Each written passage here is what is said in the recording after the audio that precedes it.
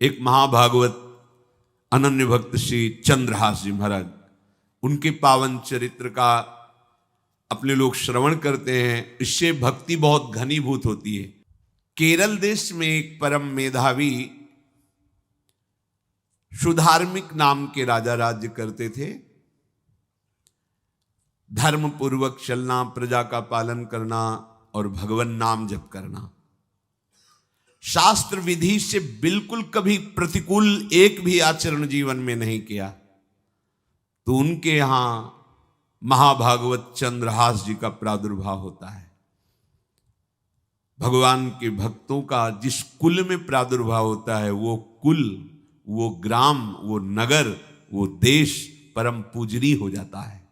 ये महाभाग्यशाली मूल नक्षत्र में प्रकट हुए। लौकिक में अमंगल माना जाता है और भाव में देखो तो मूल कौन है? नक्षत्र भगवान। ऊर्ध्वमूल मधा शाखा मुसत्थम प्राहुरव्ययम।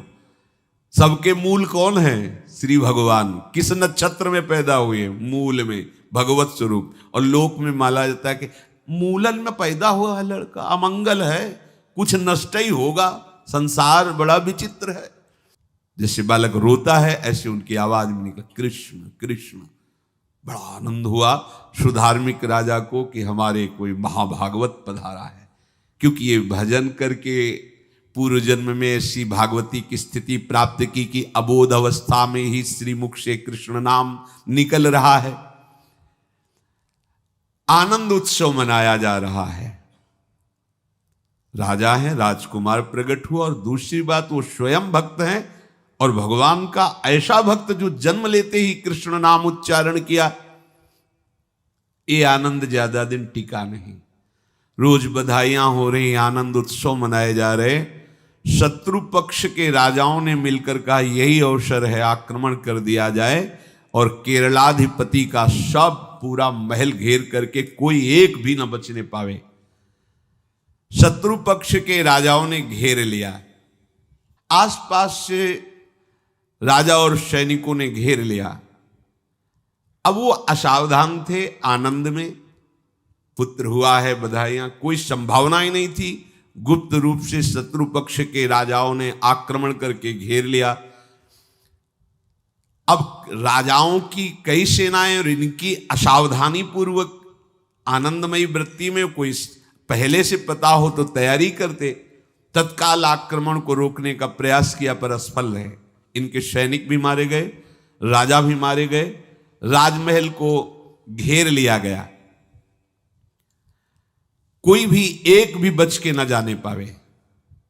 तो राजमाता जिनसे चंद्रहास जी का प्रादुर्भाव हुआ था, उन्होंने धाय मां को कहा कि मेरे पुत्र को बचाने में तुम समर्थ हो, मेरे तो प्राण नहीं बचेंगे, अगर ये लोग नहीं मारते तो मैं अपने पति के शव के साथ सती हो जाऊंगी। पहले ऐसी धार्मिक निष्ठा माताओं बहनों में होती थी कि धाय मां ने विचार किया कैसे बचा सकती हूं, आसपास तो सब सैनिक घेरे हुए हैं।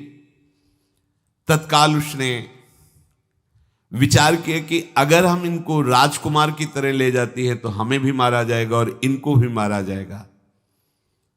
देखो कितनी विपत्ति जन्म लेते हैं। कोई प्रश्न कर सकता है कि महाभागवत जिनके घर में प्रकट हो तो वहां धन वैभव सुख संपत्ति बढ़नी चाहिए, यहां तो जन्म से ही जैसे वहां माता पधार, ये क्या है? तो श्री भगवान स्वयं कह रहे हैं यस्य तुष्टो रहम पार्थ वित्तम तस्य हराम्यहम करोमि बंधु विच्छेदम सच कष्टेन जीवति। हे अर्जुन, मैं जिस पर बहुत प्रसन्न होता हूं, आप अपने ऊपर भगवान को बहुत प्रसन्न करना चाहते हैं, बहुत प्रसन्न करने में ये है, देख लो। कह रहे हैं जिस पर मैं बहुत प्रसन्न होता हूं सबसे पहले उसका ऐश्वर्य नष्ट करता हूं। फिर क्या करता हूं? फिर बंधु बांधवों का,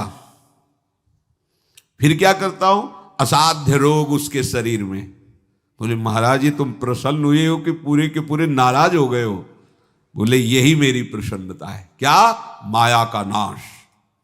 अब एकमात्र भरोसा केवल भगवान का, दूसरा कोई नहीं।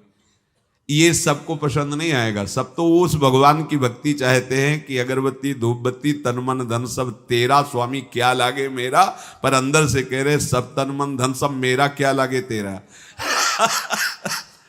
ऐसे तो चलेगी भक्ति। लेकिन कई बार सत्संग में पीछे धाम में कहा था कि भगवान को रिझाकर लोक मांगोगे तो चैन से रह लोगे, और अगर उनसे प्यार करने की बात मन में ठानी कि बस मुझे केवल आपकी आंखों में आंखों को मिला करके जीवन व्यतीत करना है, मुझे और कुछ नहीं चाहिए, तो फिर लाडले आपको दुशरिहा का कोई आश्रय रहने नहीं देंगे। ध्यान रखना, जितने दुशरिहा होंगे तो ये बर्दाश्त हो तो कदम आगे बढ़ावे।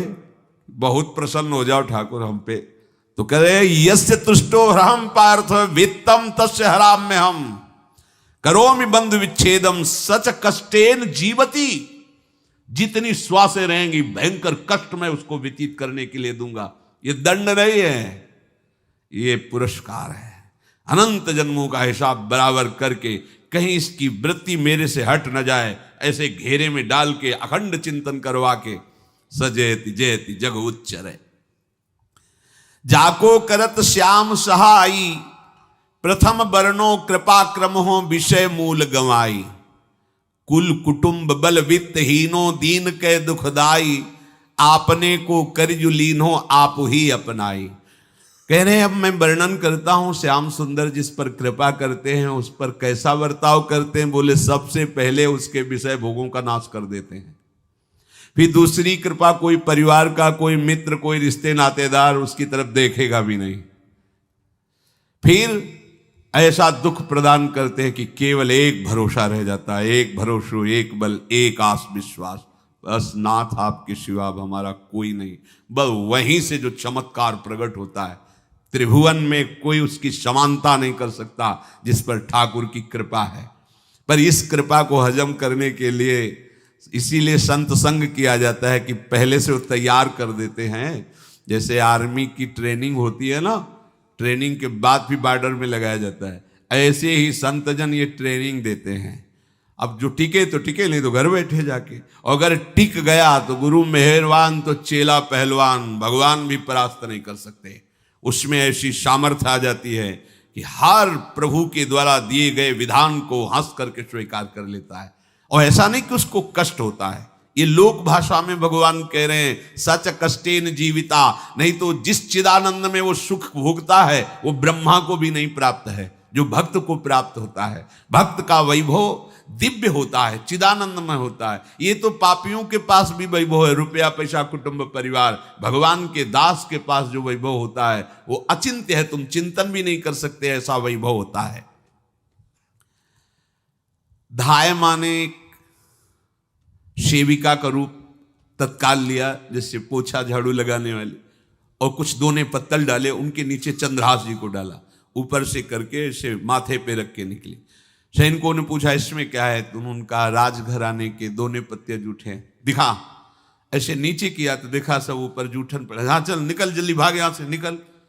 बस वो भागी, बचा ले गई। वो कुंतलपुर पहुंची और वहां के जो मंत्री दृष्ट बुद्धि थे उनसे प्रार्थना की कि मैं सेवा कला में बड़ी प्रवीण हूं और ये मेरा पुत्र है, अगर आपकी कृपा हो जाए तो कुछ समय के लिए हम आपकी सेवा में, महल सेवा में रहेंगी और हमारे पुत्र का पालन पोषण हो जाएगा। उनकी परीक्षा ली गई तो राजघराने की सेविका थी, परम प्रवीण थी, पर उन्होंने ये परिचय नहीं बताया। विधि विधान से राज्य की सेवा में प्रवीण दासी पाकर उसको अच्छा लगा, ठीक है आप रह सकती है। अभी चंद्रहास जी 3 वर्ष के ही थे कि धायमा पधार गई और ये हर समय कृष्ण कृष्ण कृष्ण कृष्ण कृष्ण नाम इनके चलता रहता था। अब जो उनका दुलार करने वाली थी धायमा, वो भी पधार गई तो कौन उनकी तरफ देखे। पर बहुत ही गौर वर्ण, बड़े ही सुंदर। अब वो गलियों में भटकने, निकाल दिया महल से जब धाय माँ मर गई, क्योंकि धाय माँ की सेवा के कारण उनको रखा गया था। 3 वर्ष के बालक गलियों में, तो कोई भी माँ देखती उनको तो कोई उनको वस्त्र पहना देती, कोई भोजन करा देती। ऐसे ही भगवान के भक्तों की बड़ी विचित्र लीला होती है। यहां चंद्रहास जी को जो भी माता बहन देखती कुंतलपुर के गलियों में, तो कोई वस्त्र, कोई स्नान करवा देती, कोई काजल लगाती, कोई भोजन पवा देती। परमहंसों जैसा जीवन कट रहा है। कृष्ण कृष्ण कृष्ण कृष्ण। 14 भुवनों में जिनकी अव्याहत गति है, जो सबको देखते रहते हैं, श्री देवर्षि नारद जी। ये कृष्ण कृष्ण बोलता है बालक, और इसका हरि के सिवा कोई नहीं। तो एक दिन एकांत में बैठे हुए थे बालक चंद्रहास जी, नारद जी पधारे हैं, भाई जी से मिले हैं। स्वप्न में कितने महापुरुष मिलते हैं जो भजन ठीक से करते हैं, ये बड़े बड़े महापुरुष आकर के उपदेश करते हैं। ये त्रिकाल सत्य हैं, कोई ऐसा नहीं है कि ये कहानी हैं, अभी हैं। जहां आप भगवत चिंतन करेंगे तो आपको परिचय बड़े बड़े महापुरुषों का मिलने लगेगा। नारद जी आए तो देखा आंख बंद की हुई चंद्रहास जी कृष्ण कृष्ण कृष्ण कृष्ण कृष्ण ऐसा उच्चारण कर रहे। त्रिकालज्ञ सर्वज्ञ नारद जी ने देखा कि ओहो, इतना छोटा बालक और कृष्ण कृष्ण बोल रहा है। नारद जी ने स्पर्श किया दुलार करते हुए, सुनो आंख खोलो। आंख खोल के देखा श्री देवर्षि नारद जी। नारद जी ने कहा, देखो हम तुमको एक अमोघ वस्तु देते हैं, और एक छोटी सी शालिग्राम की, इतनी बड़ी शिवग्रह शालिग्राम का जो वो दिया। बोले धो के पी लेना और दिखा के पा लेना, यही तुम्हारी सेवा पद्धति है। अर्थात स्नान करा दिया और जो तुम्हें मिले इनको अर्पित। तो उन्होंने विचार किया कि धोने के लिए, स्नान कराने के लिए पात्र चाहिए, भोग लगाने के लिए पात्र चाहिए। तो जैसे कोई पान की बीड़ी नहीं, तो ऐसे कपोल में शालिग्राम को रखे रहते, कोई पात्र ही नहीं, कोई सिंहासन ही नहीं। यही धुल गए, चरणामृत अंदर जा रहा, जब पाएंगे तो यही पा लेंगे, साइड में ऐसे करके फिर निकाल के धो। यहां कपोल में रखते छोटे से शालिग्राम चंद्रहास जी, और उपदेश किया भगवान के मंत्र का। जब कोई भगवत प्राप्ति के लिए चलता है तो भगवान ही गुरु रूप से प्राप्त होते हैं, वहां तक तुम्हें पहुंचा देते हैं या उन महापुरुष को आपसे मिला देते हैं। जब कोई भगवत प्राप्ति के लिए जहां चलता है तो ये भगवान अपनी तरफ से कृपा करते हैं। ये दृष्ट बुद्धि के जो महल में धाय माँ ने इनका आश्रय स्वीकार करवाया था, उसके एक पुत्र थे मदन जी, वो बड़े भागवत थे। और एक पुत्री थी जिसका नाम था विषया, वो बड़ी सुंदर थी, अभी छोटी अवस्था की ही थी। मदन जी का स्वभाव था भक्तों को भोजन पवाना। जो भगवत भाव के जन होते हैं उनके हृदय में ऐसा उत्साह होता रहता है कि जो वैष्णव हैं, संत जन हैं, इनको भोजन पवाने का मतलब श्री भगवान को भोजन पवाना। भक्तमाल में भी वर्णन है कि जैसे गर्भवती माँ को आप कुछ भी पवाओ तो बालक की पुष्टता अपने आप होती है, ऐसे संतों के हृदय में भगवान विराजमान प्रगट रूप से हैं। जब हम संतों को भगवत भाव से भोग पवाते हैं तो साक्षात भगवान ही पाते हैं। और मदन थे भगवत भाव के, तो उन्होंने बुलाया बड़े बड़े भक्तों को और ब्राह्मणों को। जब ब्राह्मण और भक्त पा रहे थे तो खेलते खेलते चंद्रहास जी भी वहीं चले गए और उन्होंने भी वहां प्रसाद पाया। अब बड़े बड़े ब्राह्मणों में एक ज्योतिषाचार्य थे। दृष्ट बुद्धि जी ने हाथ जोड़कर प्रणाम किया और अपने परिवार को प्रणाम करवाया और कहा, यह हमारी पुत्री है। दृष्ट बुद्धि जी ने कहा, आप इसका हाथ देकर बताइए, इसको वर कैसा मिलेगा, कैसा ऐश्वर्य होगा। दृष्ट बुद्धि मतलब दुष्ट बुद्धि, ऐसा ही था वो। पर बड़ा विचित्र खेल है, इसकी बुद्धि एकदम विपरीत और पुत्र महाभागवत। भगवान का खेल है। वो भक्ति विरुद्ध और पुत्र भागवत। उन्होंने कहा वर, ऐसे दृष्टि डाली चंद्रहास जी वहीं पार, वो है इसका वर। वो इसे धाय का एक दासी का लड़का हमारी पुत्री का वर बने। बोले शायद आपने ध्यानपूर्वक रेखा नहीं देखी, वो हम देख लिए हैं, यही है तुम्हारी पुत्री का वर। दृष्ट बुद्धि ने विचार किया कि एक भिखमंगा हमारी राजकुमारी पुत्री का दूल्हा बनेगा। पंडित जी को तो दक्षिणा दी, विदा किया और सैनिकों से कहा घर से निकलने न पावे बालक, क्योंकि ज्योतिष पक्की, ज्योतिष शास्त्र सत्य है, पर उसका सम्यक ज्ञान होना चाहिए। भला मुझ सम्राट के मंत्री की पुत्री, वो महामंत्री हैं दृष्ट बुद्धि, और ये एक भिखमंगा कैसे हो सकता है? बड़ा हृदय में जलन हुआ, ये तो बड़ी अपकीर्ति और दुर्भाग्य का विषय होगा, इसी को मरवा डालते हैं, काम खत्म हो जाएगा। निश्चय किया और जल्लादों को बुलाया और कहा ये बालक जो पंगत में भोग पा रहा है, इसको ले जाओ और जंगल में मार के, और इसका कोई अंग हमें काट के दिखाओ कि हाँ मार, मतलब पक्का मार देना है। क्योंकि वो इतने सुंदर थे, इतने सुशील थे, इतने प्यारे लगते थे कि कोई भी मारने के लिए तैयार। इसीलिए उसने शर्त रखी, इनका अंग काट करके हमको प्रमाण में दिखाया जाए कि मार दिए गए हैं। चांडालों ने हाथ पकड़ा, चंद्रहास जी को ले गए।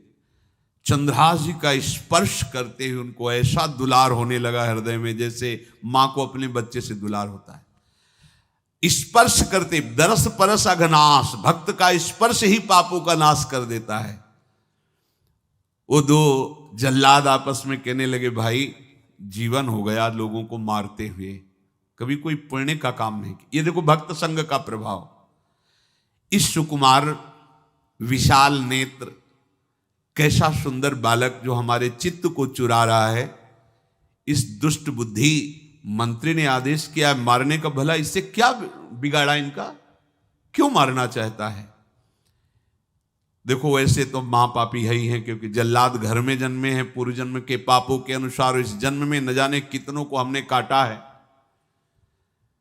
पर पता नहीं क्या हो रहा है, मेरे हृदय में ऐसी हिम्मत नहीं आ रही कि इस बालक को मैं मार सकूं। दूसरे ने कहा फिर अगर उसको तुम नहीं मारोगे तो तुम मारे जाओगे, कुछ तो करना पड़ेगा। नहीं नहीं, इस छोटे से बालक से क्या किसी को नुकसान। एकांत जंगल में ले गए और कहा तुम जानते हो हम तुम्हें किस लिए लाए हैं? चंद्रहास जी बालक थे, 5 वर्ष की आयु अब हो गई थी। तो उनका मुझे पता नहीं कि आप क्यों लाए हैं। बोले हम जल्लाद हैं, तुम्हें मारने का हुक्म दृष्ट बुद्धि ने दिया है, मारना तो पड़ेगा ही तुम्हें। हमारी इच्छा नहीं कि मारें, पर हम तुम्हें अंतिम बात पूछते, तुम्हें कुछ भी पसंद हो, कुछ भी, तो तुम कहो, हम तुम्हारे लिए ला के देंगे। जो तुम्हें चाहिए बोलो, पर हमें वध करना पड़ेगा तुम्हारा। तो उनका मुझे कुछ और नहीं चाहिए, बस थोड़ा सा समय चाहिए। यदि आप मारना ही चाहते हो तो थोड़ा हमारी पूजा है हम कर लें, इसके बाद मार लीजिए। आपको तो बल है, अस्त्र हैं, मैं तो बालक हूं। उनका हाँ हम तुम्हें समय देते, तुम किसी को पुकार भी सकते हो, जो तुम करना चाहो कर सकते हो। चंद्रहास जी का मुझे मृत्यु का भय नहीं, बस कुछ समय दे दी। पूरा महाभारत हो गया था, टिटिहरी के अंडे नहीं फूटे थे। वहीं एक टिटिहरी का, तो टिटिहरी एक पक्षी होती है ना, टे टे करके उड़ती है, तो उसके अंडों के ऊपर एक हाथी का घंटा हो गया, गिर गया ऐसे। सब पूरा महाभारत में सब नष्ट भ्रष्ट, वो अंडे वैसे सुरक्षित। तो जो प्रभु भारत युद्ध में राखे भरही अंड, सोई मुंह को राखे जो राखत ब्रह्मांड।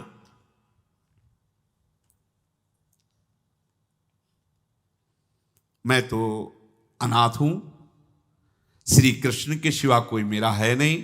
मैं किसको पुकारूं? मेरा आश्रय तो एकमात्र वही प्रभु हैं। और निकाला शालिग्राम, यही सिंहासन है शालिग्राम का। भगवान के भक्तों की अपार महिमा है। क्या सेवा, वहां कोई पंचपात्र गंगा जल ये सब थोड़ी है, लेकर बस आंसुओं से अभिषिक्त कर रहे हैं। प्रभु मुझे तो कोई ज्ञान नहीं कि आपकी सेवा कैसे की जाती, मैं तो अपने मुख में ही आपको रखता हूं। अब मेरे जीवन का अंत होने जा रहा है, बस मैं यही प्रार्थना करता हूं कि मैं आपके ही समीप पहुंचूं, आपका ही स्मरण करूं, आपसे कभी विलग न हो, एक भी वृत्ति आपसे कभी विलग न जाए। श्याम सुंदर मुरली मनोहर ललित त्रिभंगी ध्यान करते हुए आंख खोली और इशारा किया, काट दो मुझे।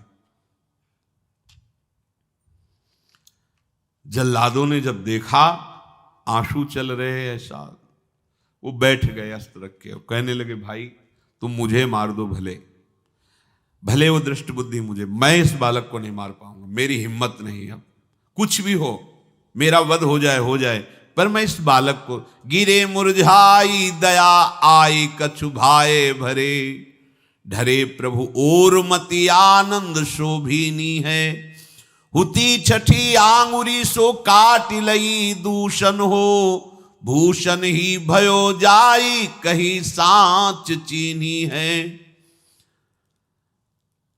जब नेत्र का इशारा हुआ कि वध कर दो, तो जो बधिक मारने के लिए आए हत्यारे थे वो आनंद से एकदम प्रफुल्लित हुए और कहा, मैं नहीं मार पाऊंगा तुम्हें। तो एक ने कहा, देखो एक उपाय मुझे दिखाई दे रहा है, इस बालक में विशेषता तो है ही, पर इसके पैरों में देखो, बाएं पैर में एक छठी अंगुली भी है, किसी किसी को होती है। गांव में तो कहते हैं छंगू या छंगा, जिसे होता है ना गांव में, और ये छंगा मतलब 6 अंगुली के। बोले इसको अगर काट लेते हैं तो प्रमाण भी सत्य, जिसकी कसम खवाएगा मैं खा लूंगा कि ये चंद्रहास जी के है, और मैं मार दिया। और कौन इस बालक को ढूंढेगा, जंगल में छोड़ देते हैं, अपनी तो सामर्थ्य नहीं। बधिकों ने, जल्लादों ने ऐसा ही किया और जाकर अंगुली दिखा दी, मैं बालक का वध करके आ गया हूं। उनको यह कि लाखों बार इन्होंने वध किया तो संशय का कोई रिश्तेदार थोड़ी है, वो तो बालक है, उसको मारने में क्या, हाँ ठीक है मार दिया गया। अब वो जो चले गए तो अंगुली जो कटी थी उससे रक्त प्रवाह हो रहा है। कृष्ण कृष्ण जगन्नाथ वासुदेव जनार्दन, हे कृष्ण हे जगन्नाथ हे वासुदेव हे जनार्दन, ऐसे नाम उच्चारण करते हुए मूर्छित हो रहे हैं चंद्रहास जी। वो छोड़ करके जल्लाद चले गए। चंद्रहास जी भगवान का स्मरण कर रहे हैं, तो जितने जंगल के मृग हैं वो सब मंडलाकार घेर के ऐसे। एक हुमा नाम का पंछी होता है, अगर उसके पंखे की छाया पड़ जाए तो चक्रवर्ती सम्राट का वैभव प्राप्त होता है। और वो भीड़ की भीड़ पक्षी आकर चंद्रहास जी के ऊपर ऐसे घेरे हुए हैं, आसपास मृग मृगी मृग शावक सब घेरे हुए हैं। बीच में चंद्रहास जी कृष्ण गोविंद दामोदर माधव ऐसे उच्चारण कर रहे हैं। जो भगवान के चिंतन में मगन रहना अपना स्वभाव बना लेता है, तो देखो ऐसे हत्यारों के हृदय में भी दया गई, क्योंकि दया समुद्र भगवान का स्मरण जो करते हैं उनमें ऐसी महामहिम दिव्यता आ जाती है। कोई भी कितना भी निर्दयी हो, अंदर से वो भले जल रहा है द्वेष के कारण, पर कहीं ना कहीं ये द्वेष आंतरिक राग का सूचक हो। वो भी भक्त को प्यार करता है, पर भक्ति ना होने के कारण वही उसका राग द्वेष में बदल जाता है।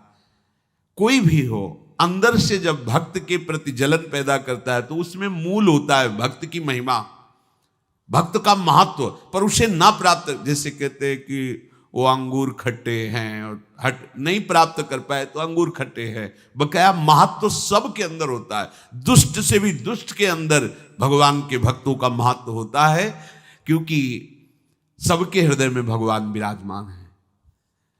अब चंद्रहास जी भगवत स्मरण करते हुए पक्षियों के और मृग आदि के बीच में हैं। उधर भगवान का एक विधान तैयार होता है, वह देश भूमि में रहत लघु भूप और सुख सब एक सुत चाह भारी है। कुंतलपुर के ही अधीन एक चंदनवती नाम की राज्य नगरी थी, वहां के राजा थे, उनके पुत्र नहीं हो रहा था, तो कुंतलपुर सम्राट पद, चंदनवती राज्य राजा, जैसे प्रदेश और दिल्ली में बैठे हुए जो प्रधानमंत्री राष्ट्रपति वो बादशाह, जो दिल्ली का अधिकार वो बादशाह, और ऐसे छोटे छोटे जो राज्य हैं उनको राजा। तो ये चंदनवती के राजा कर दिया करते थे, प्रत्येक राजा को कर देना होता था, बादशाह को। इनके पुत्र था नहीं और कर देने के लिए कुंतलपुर ही जा रहे थे, तो रास्ते में देखा कि बहुत से मृग और पंछी ये घेरे हुए क्या है, तो एक कौतूहल सा कि क्या है बीच में, आसपास मंडलाकार मृग, फिर वो विहंग पक्षी जो भगवान के आश्रित है, भगवान कैसी व्यवस्था करते हैं। वो चंदनावती के राजा दौड़ करके एक कौतूहलवश, क्या है यहां, मृगी पंक्तियों के बीच में पक्षी, हुमा नाम का बड़ा पवित्र पक्षी हिमालय आदि में पाया जाता है, जिसके ऊपर इसकी छाया पड़ जाए वो ऐश्वर्यवान हो जाए। देखा बालक दिव्य तेजों में, और मूर्छावस्था में नजदीक गए तो अंगुली पूरी कटी हुई थी, तो रक्त प्रवाह, गोद में उठाया और आनंदित हो गए, हमारी पुत्रेष्टि यज्ञ सफल हुई, हमारा दान पुण्य सफल हुआ, ऐसा हमें सुंदर बालक मिला।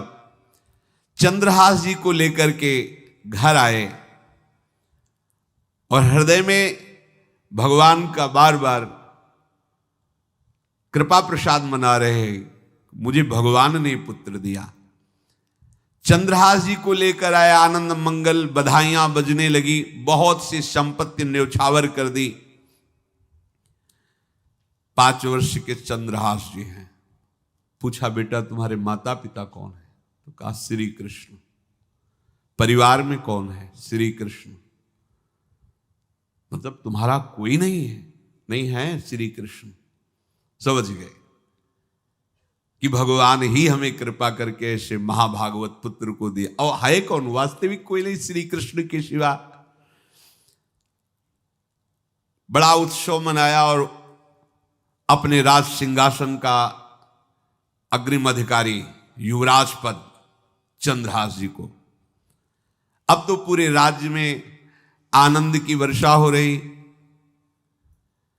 राजा मन में विचार कर रहे हैं कि ऐसा प्रतापी भक्त हमारे यहां आया है, अब हमको किसी को कर देने की जरूरत नहीं।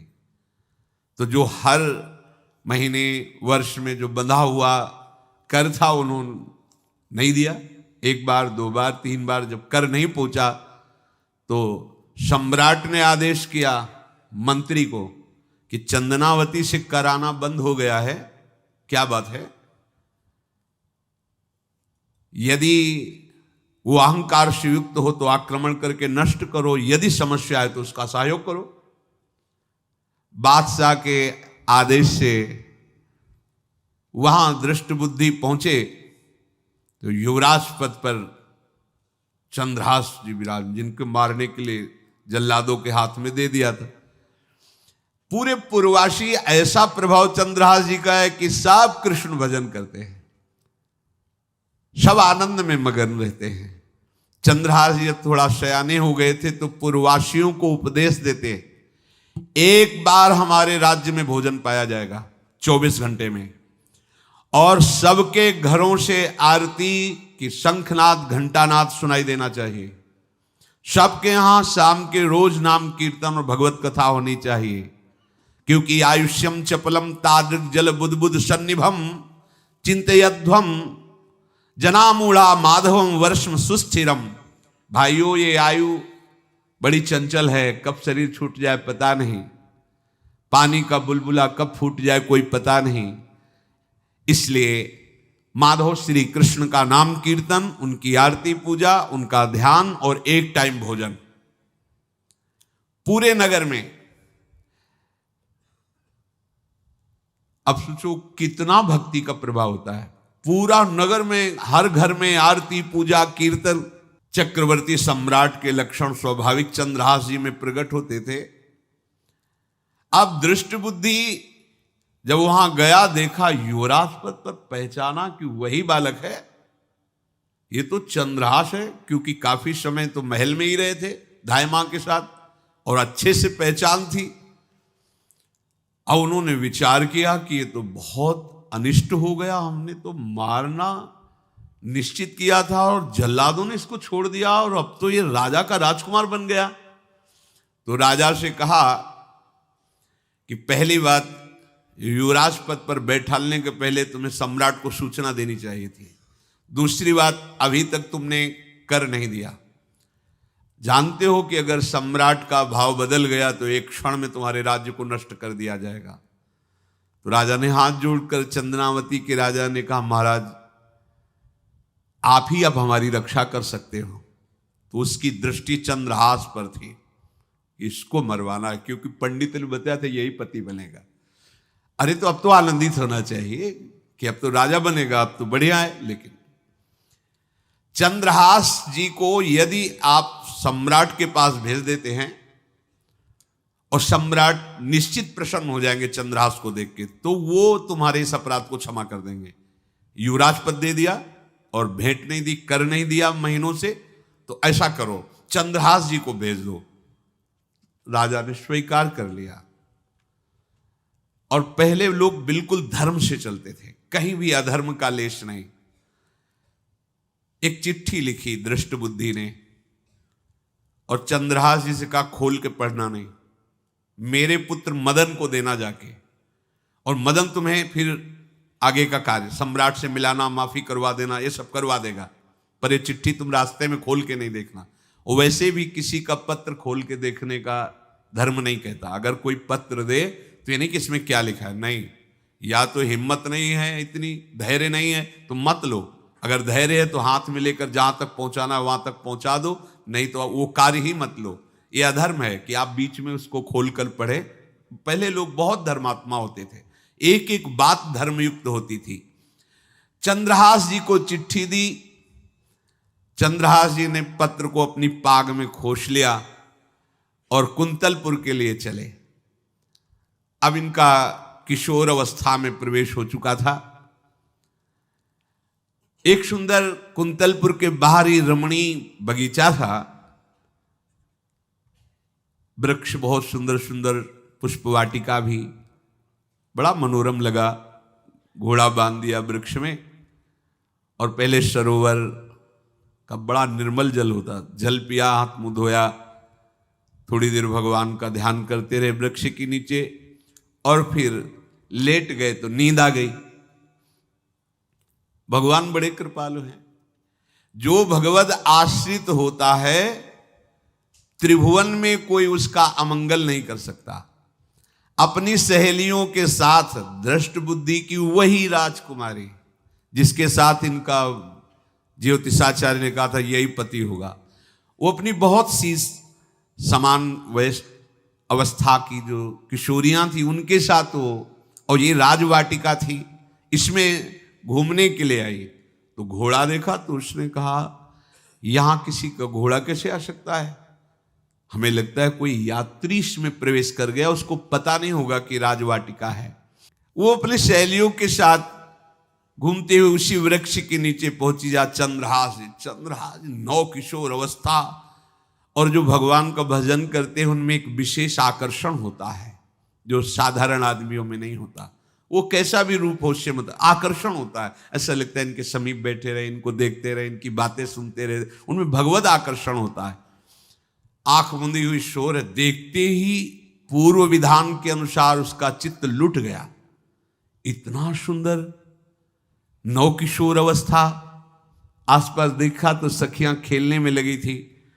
पाग में एक चिट्ठी सी दिखाई दी तो झुक करके चुपचाप ऐसे नौ किशोर अवस्था में चंचलता भी होती है, चिट्ठी खोल करके देखा तो वैसे ही रूप माधुरी में आसक्त हो गई थी। पूर्व संस्कार से आकर्षण भी हुआ।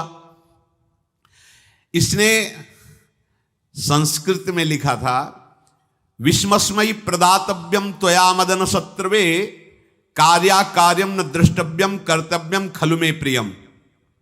मदन पुत्र, उनके नाम था मदन। अय मदन,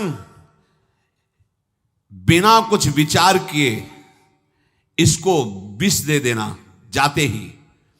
क्या उचित है क्या अनुचित ये तुम्हें नहीं सोचना, मेरा प्रिय करना, मेरे आदेश का पालन, जाते ही से विष दे देना। पत्र, उसने देखा वो पिताजी की बुद्धि खराब हो गई, ऐसे सुंदर नव किशोर को विष देने की बात लिख दी। अब उसे बड़ा दुख हुआ कि पहली ही दृष्टि में, अभी तो इन्होंने आंख खोल के हमें देखा ही नहीं, और इनको इस सोई हुई मुद्रा में देख करके मेरे प्राण समर्पित हो गए, मेरा चित्त समर्पित हो गया। चलो, जब मेरी सखियों के नाम पुकारे जाते, हेमलता शशिकला आदि, तो मुझे चुभता था कि मेरा नाम पिताजी ने विषया क्यों रखा है। आज सार्थक हो गया, मेरा नाम सार्थक हो गया। काजल लगाई हुई थी, एक सीख से ऐसे काजल लिया, और एक संस्कृत में आ बनता है ऐसा, ऐसे, बस ऐसे कर दो तो विषया हो गया। अब उसका अर्थ बदल गया। हे मदन, उचित अनुचित का विचार छोड़कर जाते ही इसे विषया प्रदान कर दो, ये मेरा प्रिय कार्य होगा। विषया पुत्री भगवान है, जैसी हो भवतव्यता तैसी बने सहाय, आप ना आवे आप परताई तहां ले जाए।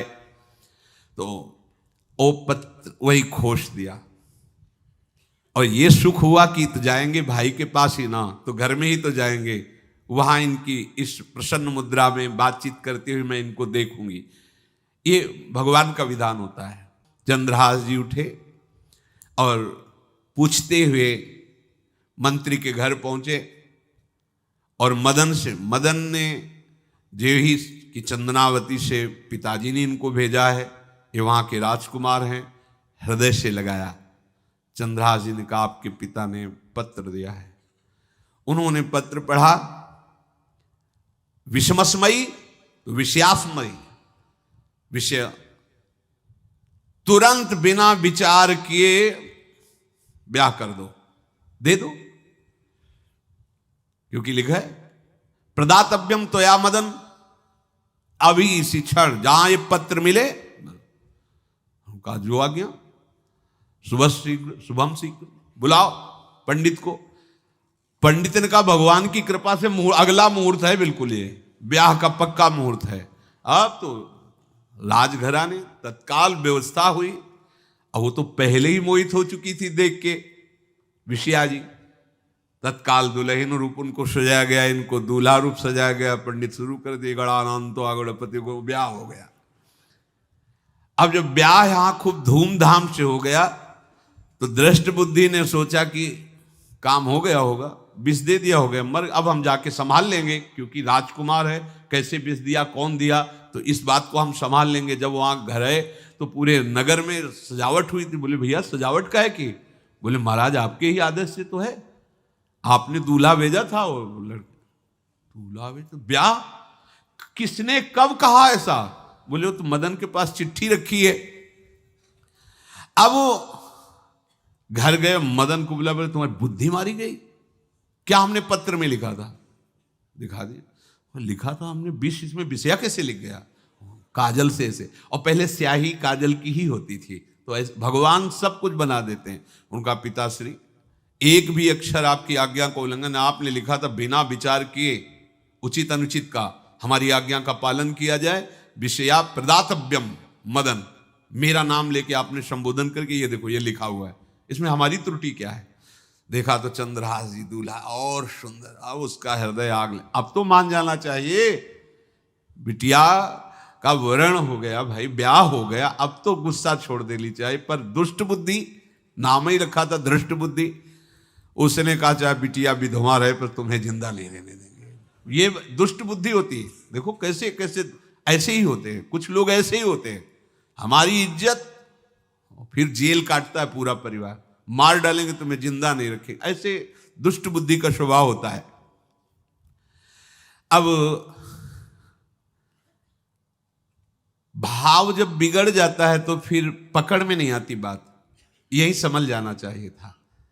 चरणों में प्रणाम करके कि अब तो तुम हमारे बेटे के समान हो, ये भी राज्य तुम्हारा, वो भी आनंद लो। अब बड़ा सुख का कार्य है। लेकिन जब नकारात्मक सोच आ जाती है तो बुद्धि कंट्रोल में नहीं रहती, वो फिर उद्दंडता करने, उसका निश्चय गलत होता है। नजदीक गया और कहा कि बहुत कृपा हुई, आप हमारे दामाद बने, पर हमारे यहाँ की एक रीति है, हमारे नगर के बाहर जो देवी हैं उसमें लड़की का वर अकेले पूजा करने जाता है। आपको हमारी कुल की रीति का निर्वाह करना होगा, आपको जाना ही होगा। कोई समस्या नहीं, हमारे लिए तो हर देवी देवता भगवत स्वरूप है, आपके लिए हम पूजने चले जाएंगे, पूजन की थाल तैयार करो। और उधर कई बलवान सैनिकों को भेजा, देवी पूजने जो आ रहा है तत्काल उसे काट देना, किसी भी तरह बचना नहीं चाहिए, नहीं तुम सब मारे जाओगे। जो आदेश देवी मंदिर में सैनिकों को लगा दिया, जो आवे तत्काल मार देना, क्योंकि अब भेज ही रहे ना, तो नाम नहीं लिया, कहा जो आवे तत्काल मार देना, मेरा आदेश अगर बचा तो मैं तुम्हें मार दूंगा। उन राज सैनिकों ने जो बधिक स्वभाव के थे पहले से वहां लग गए। बड़ा विचित्र भगवान का खेल है। वहां के चक्रवर्ती सम्राट जो थे बड़े बड़े विद्वान और ऋषियों से बातचीत कर रहे थे। उनका महाराज अब आपका राज सिंहासन पर बैठना राज्य के लिए अमंगल होगा, ऐसा समय आ रहा है। इस समय यदि चंद्रहास जी को सम्राट पद पर बैठा दिया जाएगा तो आगे अकाल नहीं पड़ेगा और बड़ा मंगल होता चला जाएगा। ये मुहूर्त आपका राज सिंहासन पर से हटने का है, तो उनका प्रजा का मंगल हो और देश का मंगल हो, इसलिए हम बिल्कुल। मदन वहीं बैठे हुए थे। सचिव ने कहा तुरंत जाओ और जो तुम्हारे बहनोई बने हुए हैं चंद्रहास जी को लाओ। तो भागे। तो जो और सैनिक राज सैनिक थे पूछा किधर जा रहे हो? बोले वो अपने बहनोई चंद्रहास जी। बोले वो तो देवी पूजा के लिए गए। तो घर में जाके वो सीधे आगे बढ़े, तो जा ही रहे थे थाल सजाकर देवी। बोले सुनो इसी समय मुहूर्त है, आपको देवी पूजा हम कर लेंगे जाके, या हम थाल लेके वहां बैठे रहेंगे, पहले सम्राट पद का वो अभिषेक करो फिर देवी पूजा हो जाएगी। ये तो घर की बात है, और देवी पूजा मैं करके आ रहा हूं, वो देवी पूजा के लिए और वो सम्राट पद के लिए बीच से ही। दौरे सुख पाई जाय मगही में लियो जाए, दियो सो पठाई नृप रंग माही भीजिए। अब जो सम्राट थे तो बहुत आनंदित हो गए, क्योंकि भगवान का भक्त तेजस्वी और बलवान शूरवीर योद्धा जो सम्राट पद पर बैठेगा तो अकाल नहीं पड़ेगा, सुख की सब प्रजा को वृत्ति प्राप्त होगी। बड़े आनंदित होकर इनका सम्राट पद पर अभिषेक हो रहा है। और दृष्ट बुद्धि के पुत्र जो मदन संतों और भक्तों का आदर करते थे, वो देवी पूजा, और वहां पहले उसने बोल रखा था जो आवे तो देवी अपमान ते न डरो सम्मान करो, जात मारी डार्यो या सो भाष्यो भूप लीजिए। चंद्रहास जी का सम्राट पद पर अभिषेक और मदन जी का देवी मंदिर में प्रवेश, और सैनिकों ने काट के फेंक दिया मदन को। ये जो पे कृपा रघुपति कृपाल की, बैर और की कहा सरे होई न बाको। बार भगत को जो कोई कोटि उपाय करे, गोस्वामी तुलसीदास लिख रहे, भगवान का कृपा पात्र जो भक्त है, किसकी ताकत है कि उससे बैर कर सके। चाहे कोई त्रिभुवन में हो, भक्त का बाल बांका नहीं कर सकता, चाहे करोड़ों करोड़ों उपाय कर ले। और तके नीच जो मीच साधु की, सो पामर ते मीच मरे। वेद विदित प्रहलाद कथा सुनि, को न भगति पथ पाम धरे। अगर तुम जिस भाव से साधु को नीचा दिखाना चाहोगे वही भाव तुम्हारा सर्वनाश कर देगा।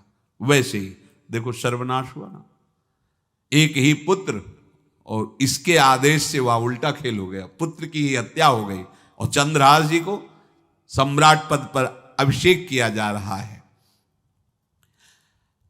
अब दृष्ट बुद्धि ने बड़ी प्रसन्नता अंदर है कि वो तो मार दिया गया होगा। सैनिक आए और बोले महाराज आपके पुत्र का वध हो गया है। पुत्र का वध कैसे? बोले आपने कहा था जो आए उसे मार देना, तो आपका पुत्र ही थाल लेकर पूजन, वो तो चंद्रहास, बोले उनका तो अभिषेक हो गया सम्राट पद पे, ये कैसे हो गया? अब अंदर भारी दुख उनके हृदय में, उन्होंने बताया कि तुम्हारे पुत्र को तो हम लोगों ने ही काट डाला आपके आदेश के अनुसार, आपने कहा था जो जाए उसे काट। अब तो छाती पीट पीट के, माथा फोड़ फोड़ के खूब रो रहा है। किसी का कोई भी बस नहीं चल सकता भगवान के भक्त के ऊपर। तंत्र मंत्र दुनिया का जितना भी सामर्थ्य है, ये भक्ति को ऐसे खिलवाड़ नहीं है। अब वो बार बार मैं कितना भागी, हाय मैं कितना भागी, अपने पुत्र को ही मरवा दिया, ये हाहाकार करके रो रहा है।